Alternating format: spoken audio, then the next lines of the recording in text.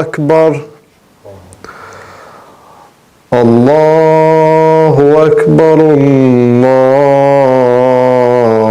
الله أكبر أشهد أن لا إله إلا الله أشهد أن لا إله إلا الله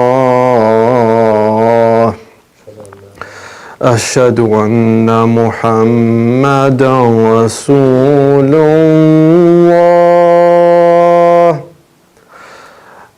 أشهد أن محمدا رسول الله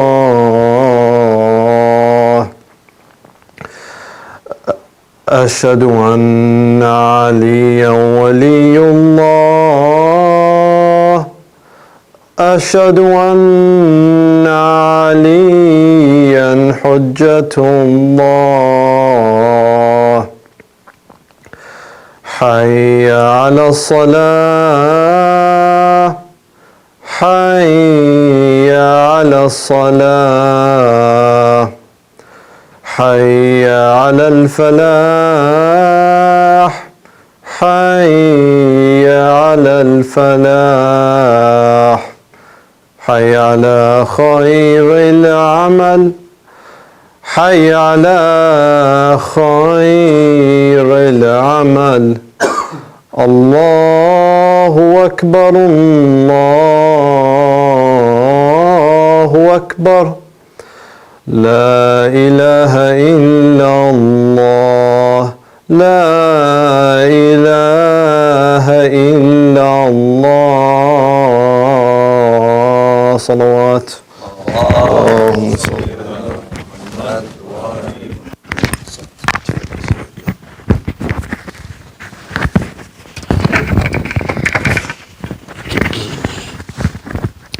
السلام عليكم ورحمة الله. بسم الله الرحمن الرحيم. الحمد لله رب العالمين. الحمد لله خالق الخلق باسط الرزق فالق الإصباح ذي الجلال والإكرام والفضل والإنعام الذي بعد فلا يرى وقرب فشهد النجوى تبارك وتعالى. وأشهد أن لا إله إلا الله وحده لا شريك له إلها أحدا فردا صمدا حيا قيوما لم يتخذ صاحبة ولا ولدا. وأشهد أن محمدا عبده ورسوله. اللهم صل على محمد وعلى آل محمد وبارك على محمد وعلى آل محمد وترحم على محمد وعلى آل محمد وتحنن على محمد وعلى آل محمد كما صليت وباركت وترحمت وتحننت على إبراهيم وعلى آل إبراهيم إنك حميد مجيد. عباد الله، أوصيكم ونفسي بتقوى الله ونظم أمركم وصلاح ذات البين، فإنها خير من عامة الصلاة والصيام. قال الله تعالى في كتابه الكريم: بسم الله الرحمن الرحيم: ووصينا الإنسان بوالديه إحسانا حملته أمه كرها ووضعته كرها. Respected brothers and sisters, I congratulate you all on the auspicious birth of Imam al-Hussein alayhi salam. The birth of Imam al-Hussein was on the 3rd of Sha'ban in the 4th year after Hijrah. And we're also celebrating the birth of the brother of Imam al-Hussein, Abu al-Fadl al-Abbas, who was born on the 4th of Sha'ban in the year 26 after Hijrah. And the 5th of Sha'ban is also the birth of Imam Zayn al-Abidin, Ali ibn al-Hussein al-Sajjad, the 4th Imam of Ahl al-Bayt, who was born on the 5th of Sha'ban in the year 38 after Hijrah. So during these 3 days, today is the 3rd of Sha'ban, tomorrow the 4th and the 5th, we are celebrating the births of these heroes of Karbala, these men who their lives were intertwined, their lives were mixed together. Imam al-Hussein Abu al-Fadl al-Abbas and Imam Zayn al-Abidin. Although Imam Zayn al-Abidin was not killed on the day of Ashura, but he lived to carry on the message and to tell the story of Imam al-Hussein alayhi salam. Now, how can we best celebrate the life of Imam al-Hussein alayhi salam? How can we best celebrate the life of Abu al-Fadl al-Abbas and the life of Imam Zayn al-Abidin alayhi salam? There are two ways where people celebrate. One is some people, they come and they remember individuals of the past and they talk about their lives, either commemorating, they cry for their tragedy and they celebrate in the happy occasions, and then they go home and nothing has happened. And then there's a more positive way to celebrate the lives of these individuals, and that is by trying to learn and trying to benefit from the lives of these individuals today, dealing with the challenges that we deal with today, trying to face the obstacles that we deal with today by using the principles, applying the principles and the values that the Ahlul Bayt alayhim salam gave us. Allah subhanahu wa ta'ala tells us, لَقَدْ كَانَ لَكُمْ فِي رَسُولِ اللَّهِ أُسْوَةٌ حَسَنَةٌ. In Rasulullah you have the best role model. What does this mean?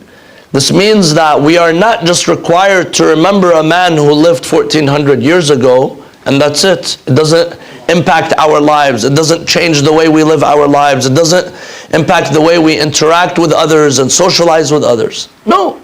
Religion is all about change. And the reason why we remember Imam al-Hussein and we remember these individuals is so that we can change our lives.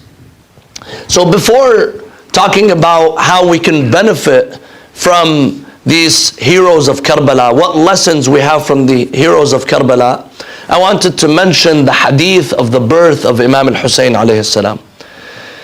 al-Fadl, the wife of Abbas, the uncle of the Prophet, she comes to Rasulullah sallallahu alayhi wa alayhi and she tells him, Ya Rasulullah, I had a very frightening dream. He tells her, what did you see? What was so frightening? She tells him, Ya Rasulullah, I saw in my dream that a piece of your flesh falls in my lap. A piece of your own body, of your flesh falls in my lap. So Rasulullah sallallahu alayhi wa alayhi, he tells her, Ya al-Fadl, laqad ra'ayti khayra. What you saw is good. It's not necessarily bad. What you saw is good. She tells him, how? He tells her, my daughter Fatima is pregnant. She will give birth and you will be the one who is going to hold the child. And this is indeed what happened. On the 3rd of Sha'ban, Fatima al-Zahra alayhi salam gave birth to Imam al-Hussein alayhi salam. And of course, the pregnancy of Fatima al-Zahra and Imam al-Hussein was also unique. It was also unique. And our narrations tell us that Fatima al-Zahra was pregnant with Imam al-Hussein for 6 months. And this is similar to the pregnancy of Yahya, John the Baptist, who was also beheaded and who was also killed, and his head was paraded to the king of the time. Similarly, the pregnancy of Fatima al-Zahra with Imam al-Hussein. And this is why Imam al-Sadiq alayhi salam, he reads this verse, because Fatima al-Zahra, while she was pregnant with Imam al-Hussein, she would cry, and she would hear a voice telling her, I am going to be killed. So Imam al-Sadiq alayhi salam, the tafsir of this verse, Surah Al-Ahqaf, verse 15, وَوَصَّيْنَا الْإِنسَانَ بِوَالِدَيْهِ إِحْسَانًا حَمَلَتْهُ أُمُّهُ كُرْهًا وَوَضَعَتْهُ كُرْهًا. Because the day she gave birth, she cried for her son, and when she was carrying him, she would also cry for her son. So he says this verse applies to Fatima al-Zahra and Imam Hussein. حَمَلَتْهُ أُمُّهُ كُرْهًا وَوَضَعَتْهُ كُرْهًا. So the day Imam al-Hussein was born, al-Fadl, she comes and she is carrying this child. And Rasulullah sallallahu alayhi wa alayhi, he tells her, give him to me. Give him to me. I want to carry my grandson. So she tells him, Ya Rasulullah, lam nunazzifhu wa lam nutahhirhu. We have not cleansed him, we have not washed him, we have not purified him yet. He tells her, Wayhaki inna Allah nadzafahu wa taharah. Don't you know that God has purified him? God has cleansed him? And we believe that the Ahlul Bayt alayhim salam are pure. Allah says in the Quran, in Surah Al-Ahzab, verse 33, إِنَّمَا يُرِيدُ اللَّهُ لِيُذْهِبَ عَنْكُمُ الرِّجْسَ أَهْلَ الْبَيْتِ وَيُطَهِّرَكُمْ تَطْهِيرًا. Allahumma salli ala Muhammad wa ala Muhammad. Now, my dear brothers and sisters, similarly with the birth of Abu al-Fadl al-Abbas alayhi salam. Al-Abbas, Imam Ali, after the death of Fatima al-Zahra, he asks his brother Aqil. He has a brother Aqil who's older than him. He tells him, Oh Aqil, I want you to find me a lady to marry who comes from a brave family. Aqil tells him, why do you need that? That's not usually something that people look for in a wife. So he tells him, so that I can have children from her that will come to aid my son Hussein on the day of Karbala. See, it was all planned, it was all known. And this is exactly what happened. The first of the children of al-Banin was Abu al-Fadl al-Abbas alayhi salam. And Imam Zayn al-Abidin alayhi salam, as we know, his mother was a Persian princess. During the caliphate of Umar ibn al-Khattab, the Muslim army was able to conquer Persia, and they brought the princess of the Persian Empire, and they wanted to enslave them. Amir al-Mu'mineen, he says, I free them. I free them. He is one out of many, but in Islam there's a law, if one person gives up their share, then everyone else cannot consider them a slave anymore. So they were forced to be freed, and then he married Shah Zanan to Imam al-Hussein alayhi salam, and she gave birth to Imam Zayn al-Abidin alayhi salam. Now, my dear brothers and sisters, we know Imam al-Hussein and al-Abbas and Imam Zayn al-Abidin. We remember their story usually in Muharram, when we're crying, when we're shedding tears. But there's a lot of lessons that we can learn from these individuals. How did they become so successful? How did the story of Imam al-Hussein reach us today? How does the story of Imam al-Hussein impact millions of lives every year? Because of certain traits and certain qualities that existed within these individuals. One of them is that under any circumstance, wherever you are, no matter where you are in life, what you're going through in life, always prioritize your faith. Always prioritize your faith. It's really easy to give up on faith. You see people, when they're tested with finances, when they're tested with health, when they're tested with children, when they're tested with many things, immediately they give up their faith. We learn from Imam al-Hussein, from al-Abbas, from Imam Zayn al-Abidin to always prioritize your faith. And if you support God, and if you are with God, then Allah subhanahu wa ta'ala will not leave you. Allah subhanahu wa ta'ala will always be there for you. Imam al-Hussein alayhi salam, he had the option, he had the opportunity to live a very comfortable life. He could have lived very comfortable along with his children, along with his family. None of that happened to him, could have happened to him. It was all a choice that he made. He chose to stand against the oppressors. He chose to stand against Yazid and Ubaidullah ibn Ziyad. And this is what he said on the day of Ashura. He says, أَلَا وَإِنَّ الدَّعِيَّ ابْنَ الدَّعِي قد ركز بين اثنتين بين السلة أو الذلة وهيهات من الذلة. He says, they've given me two choices. Either I choose to give up on my values and principles, or I choose to live, or I choose to face the thorns and face the battle and be killed. And then he says, but I will never give up on my principles. I will never live an undignified life. Because Islam, my dear brothers and sisters, one of the main purposes of Islam as a religion is that it's a religion that is here to give you dignity. It's a religion to honor. Allah subhanahu wa ta'ala wants to honor the human being. لَقَدْ كَرَّمْنَا بَنِي آدَمَ. So this is what happened with Imam al-Hussein alayhi salam. And we see Abu al-Fadl al-Abbas, we see that this was also something in the battle. They cut off his arm. He says, Wallahi in qata'tumu yamini inni uhami abadan an dini. He says, by God, you have cut off my arm, but I will forever defend my faith.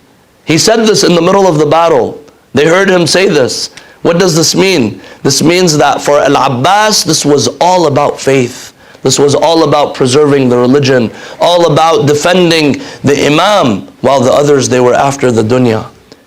Imam Zayn al-Abidin alayhi salam, Ubaidullah bin Ziyad, the governor of Kufa, who sent out the army to kill Imam al-Hussein, he threatens to kill him. He threatens to kill Imam Zayn al-Abidin. He tells him, Abil qatl tuhaddiduni? You threaten me with death? Don't you know that death and martyrdom is an honor for us and for our family? This is one point, my dear brothers and sisters. And if I want to live a successful life, if I want to have a legacy that stays behind, I have to keep my faith as a priority. Number two, decisions, my dear brothers and sisters, need to be made based off of basira. What is basira? Basira means you make a studied and analyzed decision. You don't follow your desires. Imam al-Hussein alayhi salam, he did not fight Yazid for the love of power. He did not fight Yazid for the love of wealth. Today there are people, they make decisions in life because of power, because of wealth, because of dunya, because of all these things. Imam al-Hussein alayhi salam, he knew exactly what he was doing. Abu al-Fadl al-Abbas knew exactly what he was doing. You know, before the battle of Karbala, Shimr, the man who kills Imam al-Hussein, he comes with a letter from Ubaidullah bin Ziyad. He says, I want Al-Abbas and the brothers of Abbas, I want to speak to them. So Al-Abbas did not want to go and speak to him, but Imam al-Hussein says, go and talk to him. He goes, he speaks to him, he gives him a letter, he tells him, you have aman, you have safety. We're giving you sanctuary. Just leave Hussein and we'll give you sanctuary. But Al-Abbas alayhi salam, he took the letter and he ripped it. He says, how can you give me safety when the grandson of the Prophet does not have safety? Imam al-Hussein alayhi salam knew exactly what he was doing. Those who were with Imam al-Hussein, they knew exactly what was going on and what they were doing. Today some people, they come and they say, some people who don't know Imam al-Hussein very well, they come and they say Imam al-Hussein, he went and he ended up getting killed because he wanted to fight Yazid over power. He wanted to fight Yazid over wealth and over dunya. But Imam al-Hussein alayhi salam was never a man who was after dunya.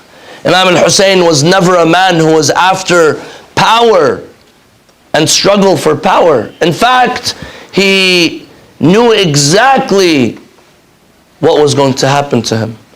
Before he leaves to Iraq, when he is in Mecca, Imam al-Hussein alayhi salam, he says the statement, خُطَّ الْمَوْتُ عَلَى وِلْدِ آدَمْ مَخَطَّ الْقِلَادَةِ عَلى جِيدِ الْفَتَاةِ وَمَا أَوْلَهَنِي إِلَى أَسْلَافِي اشْتِيَاقَ يَعْقُوبَ إِلَى يُوسُفَ وَخُيِّرَ لِي مَصْرَعٌ أَنَا لَاقِيهِ. He says, I am going to be killed. He tells everyone that. And he goes knowing exactly what decision he has made. This is the second point. When we make a decision in life, make a studied decision, make an analyzed decision. Don't follow your emotions, follow the intellect. Third, my dear brothers and sisters, one of the most important lessons that we learn from Imam al-Hussein, from Al-Abbas, from Imam Zayn al-Abidin, is that the path to God is not an individual path. Don't try to go to paradise alone. Try to take as many people as you can with you. Try to take your family with you. Imam al-Hussein alayhi salam, he was going, he knew exactly where he was going, but he took his women and his children with him. Why? Because Imam al-Hussein knows that this is a path to heaven. This is a path to paradise. And you have to try to take as many people as you can with you. You know, throughout the whole journey, Imam al-Hussein was writing letters and trying to recruit people to come with him. Tell him, where are you going? He says, I'm going to Iraq. They tell him, you're going to get killed. He tells them, come with me. Join me. Not because he wanted them to get killed. Some people, they told him, we'll be with you as long as you have supporters. He said, that's fine. This is why on the day of Ashura, several people left. When they saw Imam al-Hussein, that's it. But Imam al-Hussein wanted to guide people. Imam al-Hussein wanted to show people the way. This is why when he writes a letter, or when he tells people in Mecca, he says, أَمَّا بَعْدْ فَإِنَّهُ مَنْ لَحِقَ بِي مِنْكُمْ اسْتَشْهَدْ وَمَنْ تَخَلَّفْ لَمْ يَبْلُغَ الْفَتْحِ. He says, whoever joins me will reach martyrdom, but whoever doesn't, this person will not be saved. This person will not see the fath. This person will not see what Imam al-Hussein, be a part of the movement of Imam al-Hussein alayhi salam. My dear brothers and sisters, Imam al-Hussein, his movement was very successful because he was genuine, because he was not after dunya, because he was after pleasing God, because he tried to guide people. Imam al-Hussein was a humanitarian. Today, you don't have to be a religious person to look at Imam al-Hussein as a role model. In fact, Gandhi, he says, I learned from Hussein how to be oppressed yet achieve my mission. And many other leaders, they are inspired by Imam al-Hussein alayhi salam. I will end this to go to the second khutbah to talk about a hadith from Imam al-Hussein alayhi salam. Bismillah ar-Rahman ar-Rahim. قل هو الله أحد الله الصمد لم يلد ولم يولد ولم يكن له كفوا أحد. صلوا على محمد وآل محمد.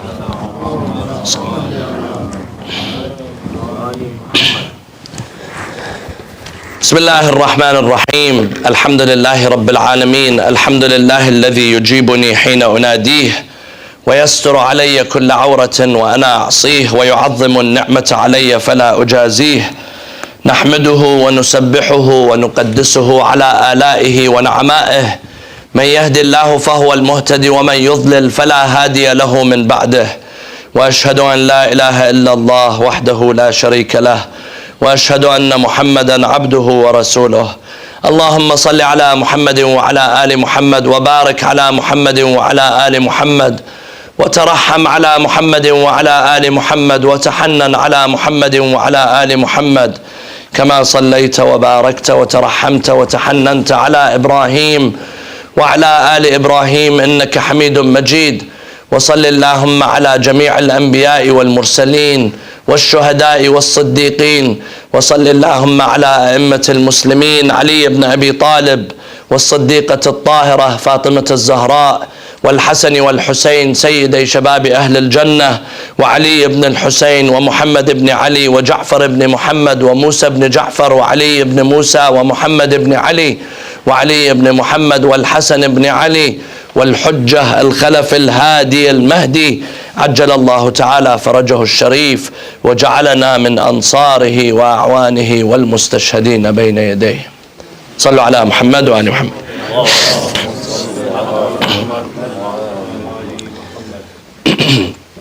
It is said that one day a man came to Imam al-Hussein alayhi salam and he tells the Imam, جاء رجل وقال أنا رجل عاص ولا أصبر عن المعصية فعظني بموعظة. The man, he comes to Imam al-Hussein and he tells him, I'm a sinner. I'm a sinner and I can't stop myself from not sinning. It's not in my control. So give me an admonishment.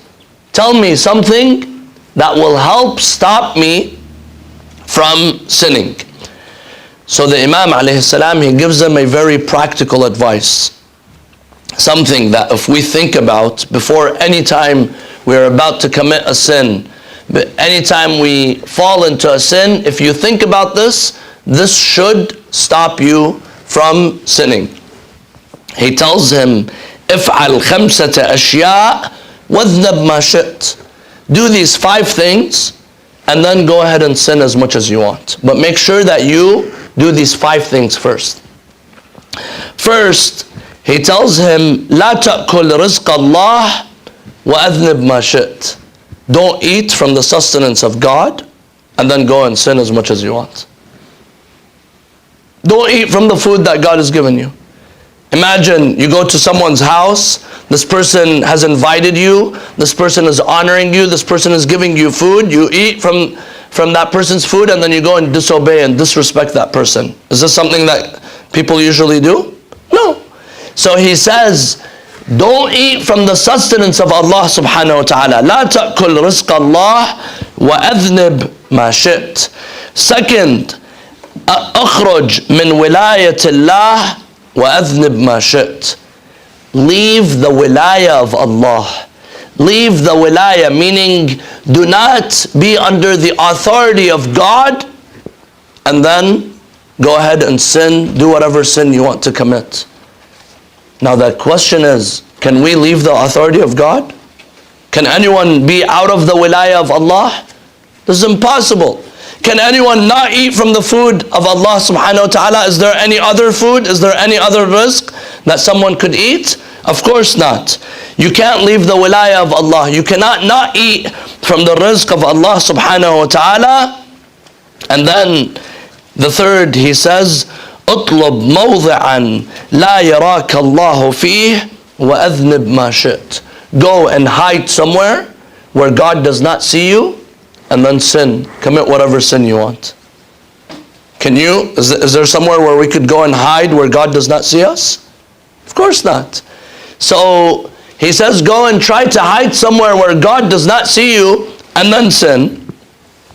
And then the fourth, he says, إذا جاءك ملك الموت ليقبض روحك فادفعه عن نفسك وأذنب ما شئت. When the angel of death comes to take your soul, push him away. Tell him, no, I'm not ready yet. And then go ahead and sin whatever you want. And the fifth, he says, إذا أدخلك مالك في النار فلا تدخل في النار وأذنب ما شئت. When Malik, the gatekeeper of the hellfire, is placing you in the hellfire, tell him, I don't want to go. And then go ahead and sin whatever you want. So the man, he realized that Imam al-Hussein alayhi salam was trying to wake him up. Sometimes we sin, we don't realize that everything that we have is from Allah subhanahu wa ta'ala. Our food, our income, our sustenance, everything is from God. And yet we disobey Allah subhanahu wa ta'ala. We don't realize that all the power, the authority that Allah subhanahu wa ta'ala has given us, the wilaya, we're under the government, we're under the rule of Allah subhanahu wa ta'ala. Within a split second, my life could be turned upside down. And we are under the watch of Allah subhanahu wa ta'ala. إِنَّ رَبَّكَ لَبِالْمِرْصَادِ. So Imam al-Hussein was trying to wake this man up. Because sometimes we are awake, but we're not really awake. Our hearts are asleep. Our eyes could see 20/20, but our hearts are blinded. And this is why people commit sin. They're blinded. They follow a temporary pleasure and they compromise the akhirah. They compromise the afterlife. And this is exactly what happened to the enemies of Imam al-Hussein alayhi salam. The enemies of Imam al-Hussein, what did they benefit? Ubaidullah ibn Ziyad, he tells them, fight Imam al-Hussein and I will give you power, I will give you dunya, I will give you wealth. How many of them benefited from the dunya? Yazid, he himself, the man who killed Imam al-Hussein, he ruled for only 3 years. 3 years after Ashura he died. And he was young. Ubaidullah ibn Ziyad also died when he was young. Umar ibn Sa'd was not able to achieve his wishes. Everything that he had aspired for, everything that he wanted, he was unable to reach it. And this is a reality, my dear brothers and sisters. When we are chasing the dunya, sometimes we get blinded by this dunya. Sometimes we get blinded by this life, where we start forgetting the akhirah. We start forgetting the afterlife. Imam al-Hussein alayhi salam, one of the most important lessons that we learn from this great man, from Abu al-Fadl al-Abbas, from Imam Zayn al-Abidin, is to prioritize what's important in life. Don't compromise the afterlife for the sake of this life. It doesn't mean you should not enjoy this life. No one said that you should not have the pleasures of this life. قُلْ مَنْ حَرَّمَ زِينَةَ اللَّهِ. No, the zina, the pleasures of this life are for the ibad. They are for the mu'mineen. However, do not compromise the afterlife for the sake of this life. This is the most important lesson. My dear brothers and sisters, several announcements. Inshallah, tomorrow we will be celebrating the birth of Imam al-Hussein, the birth of Abu al-Fadl al-Abbas, the birth of Imam Zayn al-Abidin. With a guest speaker we have coming, my uncle, Sayyid Mustafa al-Qazwini, who's coming from California. We're going to be having a breakfast here at 10 a.m. inshallah. And if you can come and benefit, it would be great. Inshallah, we will have the celebration. We have some nasheed, we have a good lecture. That's one announcement. Another very important thing, my dear brothers and sisters, is that there are some who are still without power right now. As Muslims, as community members, try to reach out to some people who you may know who don't have power, and see if there's any way that we could help them. And if anyone is in need of help, we have to be the first who stand up and help the mu'mineen. نسألك اللهم وندعوك باسمك العظيم الأعظم الأعز الأجل الأكرم يا الله يا الله يا رحمن يا رحيم يا مقلب القلوب ثبت قلوبنا على دينك. اللهم اغفر للمؤمنين والمؤمنات الأحياء منهم والأموات. تابع اللهم بيننا وبينهم بالخيرات. إنك مجيب الدعوات، إنك غافر الخطيئات، إنك على كل شيء قدير. وإلى أرواح المؤمنين والمؤمنات نهدي ثواب الفاتحة مع الصلوات.